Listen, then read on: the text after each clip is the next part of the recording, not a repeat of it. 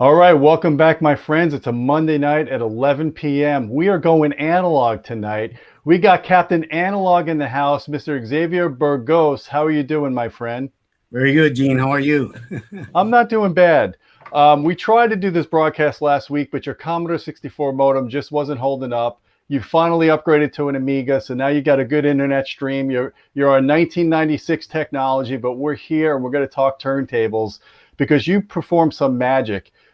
Xavier was at my place a few months back. I've got the Marantz TT15S1 turntable, which I think is about a $1,500 turntable, right? Yeah, and a great value too. Great value. It's got a really high-end cartridge, and I've always loved the sound of it. But Xavier came over. He's like, "Man, I got the tools. I'm Doc Brown from Back to the Future. I'm going to bring over my flux capacitor. I'm going to align your turntable, dude. I'm going to make it sound better than ever." And I'm thinking, this guy's a little crazy. He's a little loco. But you know what? I'm going to entertain him. He seems like a nice guy. His wife's really nice. We had a great time at the Florida Exponent show back in February where we met. And he recognized my wife's voice, excuse me, in a hallway. So I figured this guy's got a good ear. He's got a good audiophile ear. He's got a good attention to detail. So I left Xavier alone in my theater room, just him and my turntable, literally for a good 4 or 5 hours, I would think, right? Pretty much, yeah. Yeah. And I come back and he's got all these turntable parts on the floor and all these different measurement devices, compasses, protractors, you name it. He goes, "Gene, you need to listen now." So I was like, all right. So we fired up the turntable, and holy crap, all of a sudden I started noticing a dead center phantom image from my main speakers, better stereo separation, better than I've heard on vinyl before. And I've always kind of faulted vinyl for saying it didn't have as good of stereo separation as CD. And then the really cool thing is when Xavier brought over Dire Straits' Brothers in Arms, which is one of my favorite CDs. And he's like, "You got to hear it on vinyl." And I'm like, how could it be good on vinyl if it was mastered digitally?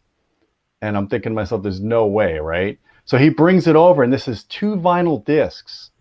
So it wasn't just on one album. It was actually 2 albums. I think it was 2 songs per side, right? Yeah.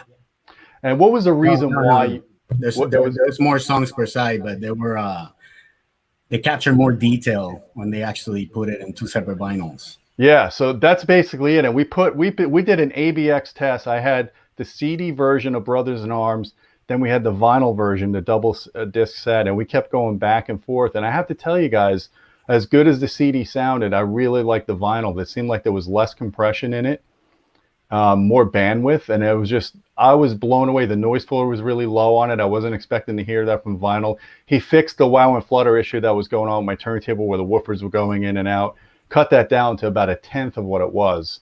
So Xavier, I realized at that moment that you are Captain Analog, and that is your title from now on for Audioholics.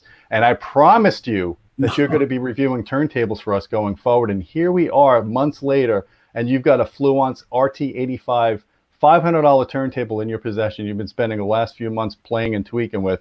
And I want you to kind of give us a rundown of what you found, how you set it up, and how it performed. Excellent. Well, the Fluance was it's a really good turntable. For the price is just excellent. I don't know how they're doing it because I originally got the lower model for that I had some experience with for a while, and it was a good turntable. And then Gene gave me this one to review, and I just could not believe with the price of that cartridge and the price of the whole unit, it's almost the same. So you're getting excellent value in all the features that it has, all the audiophile type, features like separate RCAs. And yeah, I see you looking at some, there you go. Yeah, I wanted people to see how beautiful this turntable is. Now, this has a red cartridge. I think this was like an early production version, but they sent you a different cartridge, like a blue one now, right? That's correct. So maybe just give a rundown of what we're looking at here, like this platter, and is it belt drive, all that stuff. Maybe just explain to people what it's all about. Yes, I mean, it's turntables. I always say the simpler they are, the better they sound because less mechanical noise. And they've actually managed to do a really good job with this. That platter really damps the noise, and the plinth is well constructed. And you see there that I placed it on an isolation table that I actually brought that to your house.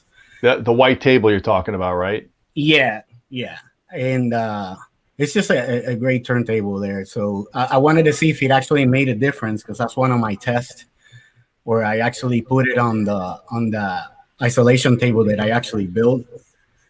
And between that, the A/B test on that was with it and without it, and there was hardly any difference in any flutter or any rumble or anything. It's just a good, well-built turntable.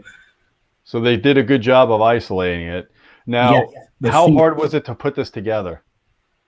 it comes together already. Pretty much, you just gotta put in the cartridge, and actually, I have the red one. I have it here somewhere. Right. Well, this is a different one, but basically, how it comes in, everything's put together. Even the belt's on its place. You just gotta basically pull it and attach it to the little pulley on the motor on top, Oh, okay. and connect the power cable and your ground cable. Like also, it comes with 2 ground cables.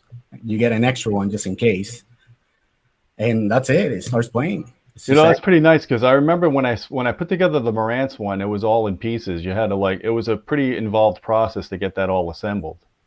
yeah. Well, that's the Marantz. It's a different turntable altogether. Yeah. It's a different design. It's a different category. Yet this one, it was very almost there in sound quality. Wow, and it's a lot easier. Like, for example, you could change the speed without having to change the belt position on this one, right? Yes, exactly. It has a button that says 45. You can play 45 Yeah, 33 or and 45, I 33. see it. Yes. That's pretty nice. So I guess what I want to know is you got all this stuff here, like how far off was the alignment and what did you have to do to get it to really lock in? Well, from factory, it actually came well aligned. I mean, I didn't really have to tweak it too much, and I wanted to test it as real world, like somebody will buy from the street, and that's it, and plug and play. And pretty much all my tests, the initial tests were done that way. Then I put it to the started doing some measurements with it. This is a phosgometer right there that you have on the screen. Basically, that measures the channel separation, Right. and that tells me if your azimuth was correctly aligned. Basically, if you want to pan to me real quick, I'm gonna try to show this real quick. Let me stop the screen share and zoom in. Okay, let me see. Okay, so here's 2M red. So basically, the azimuth will be this type of adjustment. Okay, then you have your raking angle, which is this way. Mm-hmm. Okay, and there's some other adjustments depending on the tone arm that you have and so forth. So you can actually tweak it this way as well. So why is this important, especially on the azimuth? That's what gives you channel separation. That's the most important thing. So this one had about almost 8, I believe it was like 7, almost 8 dB. Let's just round it out to like 8 dBs of difference on channel separation. And you're always going to have a little bit of difference, especially since it's pulling towards the inside of the turntable. So that's kind of tricky. You really have to measure that. But this is for critical setups. But for real world applications, this turntable just came pretty much dead on. Also the speed, we checked the speed, and it was we do 10 tests on the speed, and it was off maybe like 0.00 something. It really was at 33. So accurate pitch control, good channel separation, good noise immunity, so it doesn't it doesn't have a lot of wow and flutter, that kind of stuff, right? Well, one of my favorite features on that turntable, as you just mentioned, was the feet. The feet on that turntable are excellent. It's basically a big old rubber ball underneath, and there's 3 of them. So there's no kind of movement on it, and it really damps all the rumbling from the subwoofer. For example, when you put it in a theater room, a lot of people put those 2 subwoofers next to your components, and that's when you start getting a lot of that rumble. Right. Okay, so a good isolation table or good feet will actually eliminate that. If not, you just got to move your subwoofer. Yeah, or just isolate that table better, basically. Yeah, get something like this as an isolation table with some rubberized feet. These is ones that I build out of Starboard, and these feet that I ordered from Germany. Right. And we tried that on your turntable. It actually worked pretty good. Yeah. But the setup that you have is actually pretty nice. So Yeah, I have a really nice rack that isolates that. so they say, yes. Yeah. We're not going to go there. Yeah. So let me share some other pictures you have here, and I'll also share the review for people to take a look at it. Okay. And I hope you can hear me okay, because I'm a little under the weather, man. Yeah, you sound fine to me. Do you see my screen again? Yes. Okay. So moving on, there's your toolbox. You recognize that, huh? Yep, your vinyl collection back there. That looks like a Class A amplifier, if I'm not mistaken. It is. That's a Class A and a Macintosh 7200 underneath. Hey, you got some expensive taste, my friend. I get lucky sometimes, man. Yeah, Class A, man. I love Class A amplifiers. They are well engineered. I use it for measuring because it's so linear. Right. It's just excellent. Just everything shows up on those. So why do you have a Death Star with Harry Potter and Jack Black? Oh man, I'm a nerd. This is my turntable. I'm sorry, my record cleaner right here. That's your record cleaner? Yep. That's my record. That's my record cleaner. Yeah, a lot of times people shy away from used vinyl because they're, oh my God, it's gonna sound so scratchy. Every time I buy one, it's so nasty. You just run it through one of these devices, so you can actually do it by hand, just buying a brush. Yep. We'll get into that later, and I can maybe write some articles on some of the paraphernalia. And I love it. I love it. This needs to be rotated. I don't know if I could do that here. Oh, there we go. Okay. That's just my box opened up. It shows basically all the equipment that I use. Dude, nobody would know what this yellow thing is unless you're our age, right there. Nobody would know that. That's hilarious. I remember those back when I was a kid. I used to have the Genesis single records, the 45s. Oh, yeah. And I would have a ton of these in my room because I'd always want to, play that on a turntable that didn't accommodate that. So that's hilarious. That takes me back, man. Oh, yeah. Well, I want to age you a little bit more. I actually have here my first record that I ever bought when I was a kid. And I know you're going to recognize this. This was when I was 10 years old. What is that? Hold on, let me zoom in. Is that Journey? Oh, yeah. Oh, yeah. Journey, they even had a Atari 2600 game for a Journey. That's how popular they were in the early 80s. Yeah, this is my original one that I got when I was 10 years old. Man, you keep that stuff in good shape. You are a serious vinyl head. Yeah. So let me show. Let's just go over the highlights of the review. I don't want to keep people in the dust here. I guess what's this device over here? It looks like something is this for balancing the arm or something like that? This metal device you got here? That's a measuring tool. That's when I do my setups. That's just a professional jig. And basically, if you see the little tick lines and everything there, and you see the cartridge, there's that correct cartridge right there, the blue. Yep. And there's basically 3 different measurements that you can use there, and just basically you choose whichever one you want. And the one that we chose for you was there's here. Let me show you this real quick, because you can't really see it unless you zoom in. You got some swag here, man. You really do. Let me just keep it real basic. That's just basically to align your cartridge. Okay? Gotcha. Yeah. Right. And then you saw that I put some tape there because you have to take the platter cover off, and then you have to make sure that doesn't move. Because if you look towards the back, it has a pin that drops right in the middle of the pivot arm. Oh, okay. Okay, and you can get those specs directly from the manufacturer. You see it right there? Yeah, right here, right? Yeah, a little bit more. Yeah, right there. Just follow that shaft down, and you see right there, it's right at the middle. Damn. That pivot point. All right. This is like NASA precision here, Xavier. Well, actually, a lot of good turntables, they come with a little indentation there. Yeah. So it makes it even easier. Yours, this one did not have it. So you have to, take a ruler and kind of measure it a little bit. Right. So then after you do that, all those measurements, there's some numbers on top. If you see on top of that, the little arm right there, you see a bunch of little lines. Yep. Well, that gives you the measurements that are supposed to be correct from the manufacturer, and then you match those to that. Oh, nice. So you look at the spec from the manufacturer and you just kind of match it up using this. Yeah, all this stuff is really easy. It's just basically buying the equipment and just reading about it and watching some videos. But I mean, I've been doing this for so long. I've given some classes, and we do these setups all the time. Yeah, I could see This is that. that was the laptop right there is to connect that microscope. So because I want to make sure that that raking angle and the azimuth is also correctly aligned. So you magnify and look at the actual tip of the stylus. You look at that and make sure it's at the right angle. Right. Now I'm gonna try to show you this if you want to pan to me real quick, but basically, Okay. Let me just go over if there's any more. I think that was the last picture. okay. I'm trying to. I can't. It's stuck. It's, Windows. No, I think that. Yeah, that was it. So I'll go back to you. okay. I don't know if you guess. That's a flux capacitor. Yes, it is.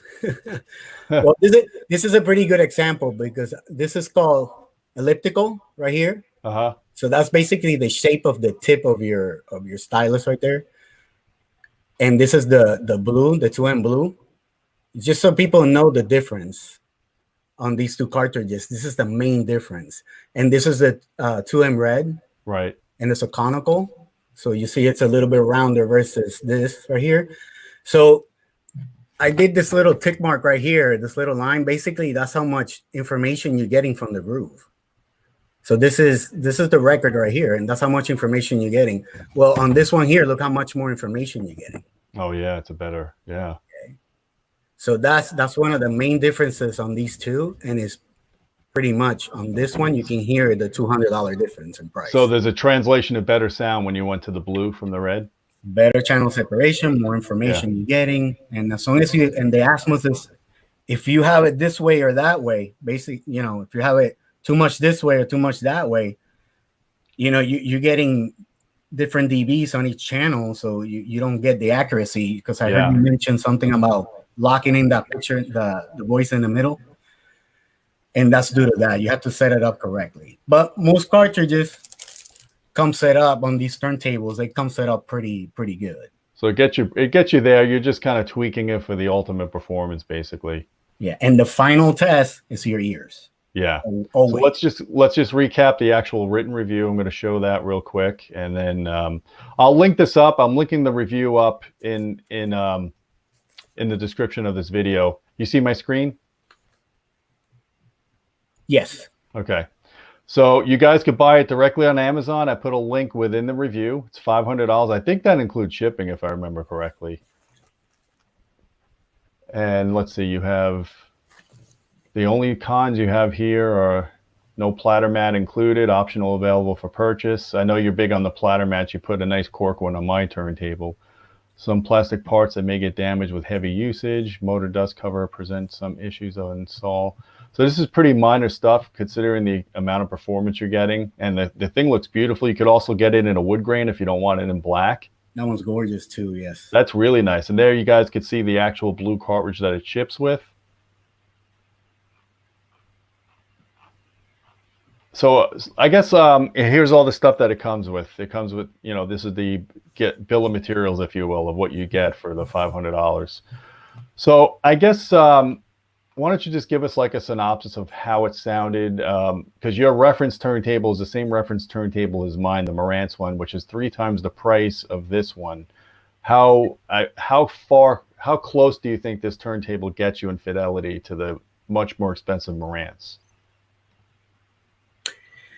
Well, I do have your turntable. My reference table is an old Denon, but I will say, as far as percentage wise, how close it got to what we have and how we set it up, it got pretty much up to, I would say, like 87% of what we got. And we got much better cartridges. Yeah. So for a third of the price, you're getting almost 90% of the performance of a turntable that's a very high value to begin with. The Marantz TT15S1 is a rare turntable at that price because you got to spend a lot more to exceed its performance, right? Yeah, the cartridge alone is $1,000. That tone arm is also $1,000. That's the clear audio cartridge, right? Yeah, well, the whole turntable is built by Clear Audio, Yeah. the entire thing. We'll go on a review on that also because there's some quirkiness to that, but Yeah. So the cool things I like about the Fluance is you don't have to change the belt position for changing the speed of the record. That's nice. I love that. The Fluance comes almost completely configured, assembled. It's almost completely assembled. All you have to do really is put the belt onto that flywheel in the back of the turntable, and you're good to go, right? And insert this in there. And insert the cartridge, which you said is already pretty close to good, perfect alignment. It's pretty close. It is very close, yeah. And the nice thing is it has detachable power cord and detachable interconnects, because how many times do you put a turntable on a rack and you can't reach your preamp and the cable's fixed? And you don't want to extend the cables, because if you start extending cables on a low level signal like that, you start adding more capacitance and noise, you could reduce the signal to noise ratio of the connection between the turntable and your preamp. Yeah, there's some tweaks you can do, like increase the picofarads on it, depending on your preamp that you have. But that's a different animal altogether. That's more like an audiophile type. So what was your reference equipment when you played the Fluance 85T, or the RT85, I should say? What were your speakers? What were your amplifiers, your preamp, your cables, you name it? What did you listen to? What were your favorite records to listen to when you demoed it? Okay, and stop me if I start rambling, because I got a few setups. Your best setup, I guess. Okay, my best setup is this room right here, which I have some focals, and I have some, actually, at the time that I did the review, I have Focal Arias 926s, and then I have some tube amp, a Prima Luna integrated. I also have some vintage equipment, some Marantz. Everything's listed on the review. So Marantz, a 2265B, an old Marantz receiver. It has an excellent phono preamp in it, which is the reason I actually got it. That's important. That's an important point, because people think, you could just plug a turntable into a $300 or $400 receiver.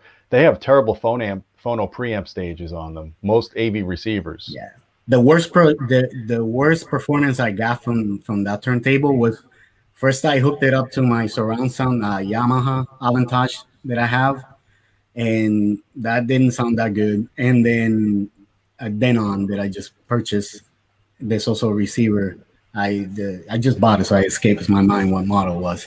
You just did a review on it, and also terrible. So from what I've learned since I started doing this, the most important things on these turntables is always going to be, first of all, the cartridge. Yeah, is key, and after that is spend your money on a good phono preamp.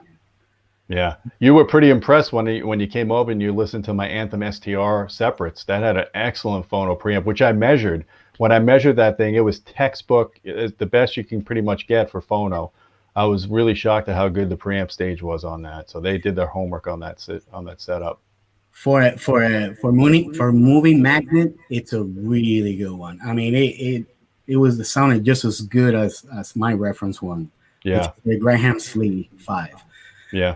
And I actually let one of the Best Buy kids that work over there, I just let him borrow that. They're all getting into vinyl now in my store over here. That's pretty funny. I mean, it's a different experience. I know there's people on here that are skeptical and saying, why would you go through all the trouble of setting this up, calibrating, and worry about, noise and worrying about the thing rumbling and all that stuff. But I'm telling you, as an objective audiophile that's an engineer that's skeptical about everything, there's something tangible about the vinyl experience that you don't get with digital media. I don't know if it's just picking up the record, taking your time to clean it, maybe hearing some of the imperfections in the recordings, or just whatever it is. It just sounds very organic and real to me. And when my wife comes up here, we listen to music. We could put on Tidal, we could put on Qobuz, we could put on surround sound music, but she's always like, let's go put on, an old jazz record, or let's put on some Julio Iglesias. Which, by the way, some of those old records. I'm sorry, I always say that wrong, don't I? Julio Iglesias. His records sound phenomenal. Yeah. And I can't believe it. And even Lionel Richie, I put on a Lionel Richie album the other day from like the 80s, and Richard Marx, another one, and Michael Jackson Thriller. You would think these are like kind of pop records that weren't taken seriously back in the day, but the recording engineers took their job seriously, and they produced records that sound excellent. And it was a good point what you mentioned before that digital recording, Brothers in Arms, actually sounded better in vinyl. It just gives it life. It pumps blood into the music. It's just naturalism is there, and I love it. Yeah, I'm a vinyl nut. In fact, I'm looking possibly at building a new home, and if I do that, I'm going to do just a 2-channel music room, and that's where my record players are going to go. That's where all my analog sources are going to go. I still have a DAT. I'll throw it in there, and I don't know. Maybe it's a nostalgic thing. Maybe in our age we're getting nostalgic. It's definitely a nostalgic and a palpable type of media that you love it. I mean, I see myself. I find the music on Tidal, which is my preferred to look for music, and then I go and buy some records, and then we'll talk about where to get records and all that stuff. We should do a separate video just on that for sure. That was very important, yeah. So let me ask you this while we close this out, because I don't want to keep rambling about this, because you and I could talk forever. Yeah. Would you say, and I don't want to put you on the spot too much, but I'm going to put you on the spot.